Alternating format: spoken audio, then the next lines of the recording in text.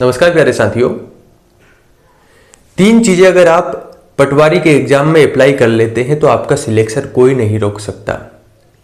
वो तीन चीजें क्या क्या हो सकती है?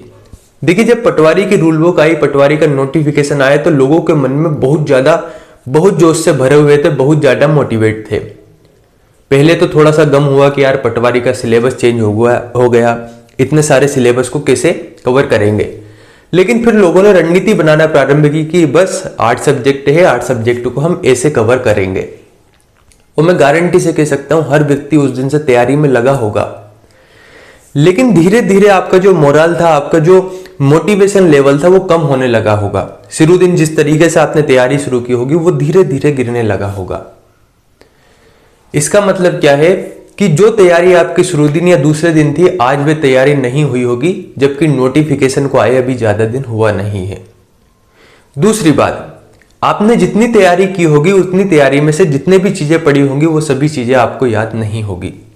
और तीसरी बात, चूंकि ग्रुप 2 सब ग्रुप 4 के अंतर्गत पटवारी को शामिल किया होगा तो बहुत सारे विद्यार्थी ऐसे होंगे जिन्होंने ग्रुप 2 सब ग्रुप 4 का पेपर ही नहीं देखा होगा।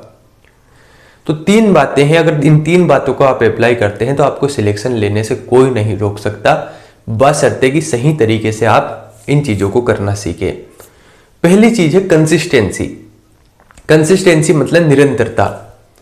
मेरा मानना है निरंतरता ही सफलता का आधार है। अगर आप निरंतर हैं, किसी चीज को लगातार करेंगे तो आप सिलेक्शन ले सकते हैं। जिस दिन नोटिफिकेशन आया उस दिन से लेकर एग्जाम तक, 15 मार्च से एग्जाम शुरू होने हैं, जब तक आपका एग्जाम है उस दिन तक अगर आप लगातार मेहनत करते हैं तो आपको सिलेक्शन लेने से कोई नहीं रोक सकता। आप सिलेक्शन के नजदीक है। लेकिन आप निरंतर हैं और चीजों को रिवाइज नहीं करते हैं तो भी उसका कोई अर्थ नहीं है। तो दूसरी चीज है रिवीजन करना।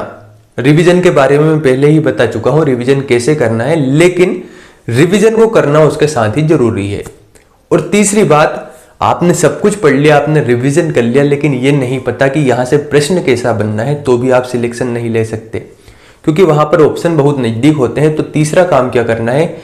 तीसरा काम आपको करना है कि आपने पढ़ लिया, पढ़ने के बाद रिवीजन कर लिया, अब मैं देखता हूं कि प्रश्न क्या क्या बन सकते हैं।